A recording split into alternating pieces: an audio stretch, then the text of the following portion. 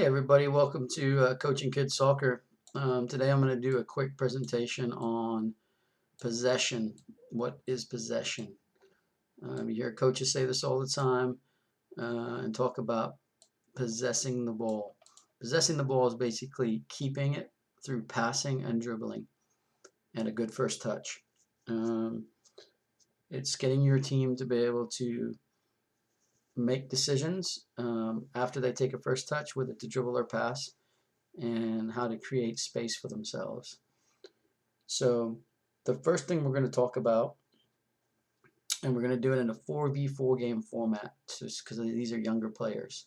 Now at the younger ages, they're still trying to understand possession because the balls changes back and forth from team to team. They're still trying to get their technique down.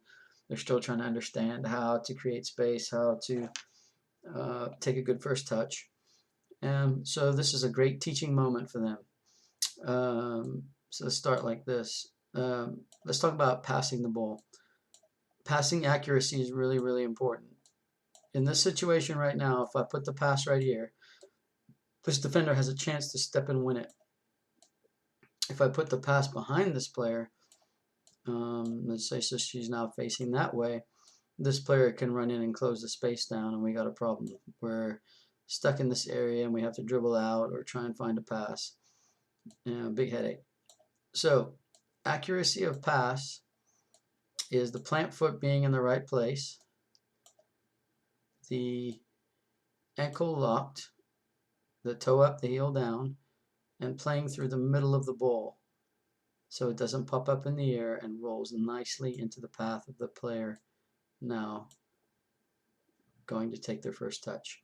If this player takes their touch with the back foot here like this, there's going to be a problem. So we always want to try and get our body shape where we can see these players, so we're facing in the right direction and we can receive a good pass, and we can either dribble, right, so now she can take off with the soccer ball and dribble, or she can play the next split pass, and I'll talk about the split here in a second. So there you have it.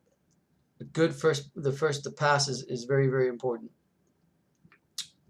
If our passes are good and accurate, our teammates can receive and our teammates can play. If our passes are not accurate, that's going to be a problem. We're going to be constantly giving the ball away and constantly having to defend.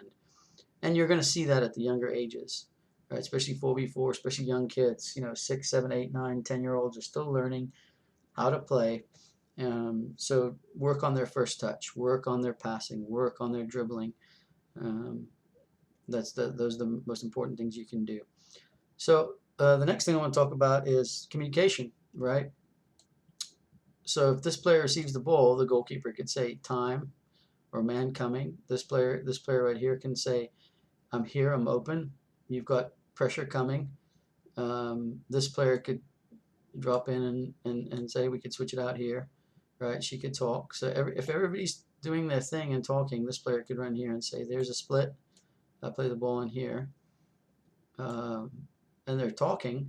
That also helps. And I always tell my players this: you got to listen with your ears and watch with your eyes. All right, your teammates are telling you all the time what's about to happen. So I play this pass in there. Now I've got a decision to make: dribble or pass. So this is what I call right and left support. If this player's tucked in here and this player's in here like this, and you get this all the time in youth games, this player's waving her hand to try and get the ball, this player's waving her hand to try and get the ball. We'll say she's kind of standing here like this is the better one, right? Waving her hand, and they try to force that pass through this. If this player intercepts, it's on their way to goal. It's 1 versus 1. So I'm always trying to tell my players, the player on the ball needs 2 options: a left support and a right support. So we're going to get leaning forward now. And then the third option is the split pass. So it's this pass that goes in between the 2 defenders and comes in here. The split pass, it could be this run as well. Okay, there you go, like that. So those are the options: left and right, right and left, and then split.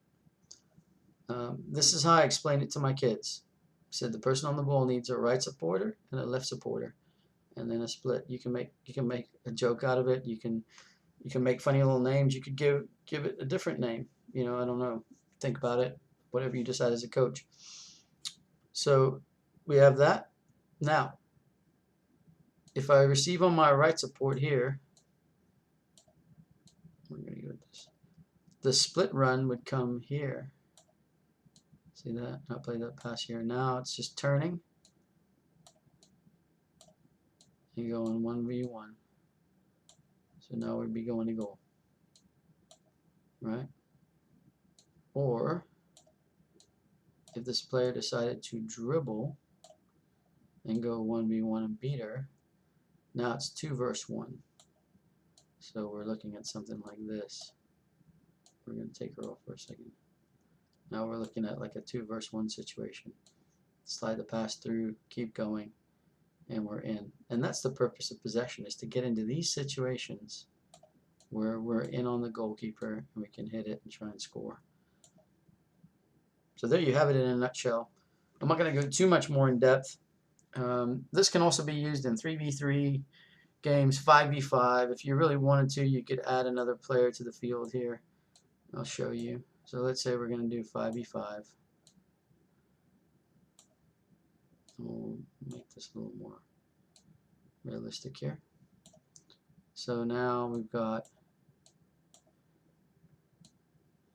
a middle player and a player up high. And I kind of like 5v5 better because you always have this split option right here.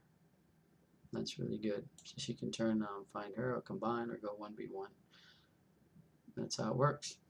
So good passes, communication, left and right support with splits, and it can be used in any shape. 3v3, 4v4, 5v5, 6v6, 7v7, 8v8, and 11 versus 11, 9v9 too. So I appreciate you taking a look. Thanks for checking out Coaching Kids Soccer, and once again, all the best in your coaching, and we will see you down the line.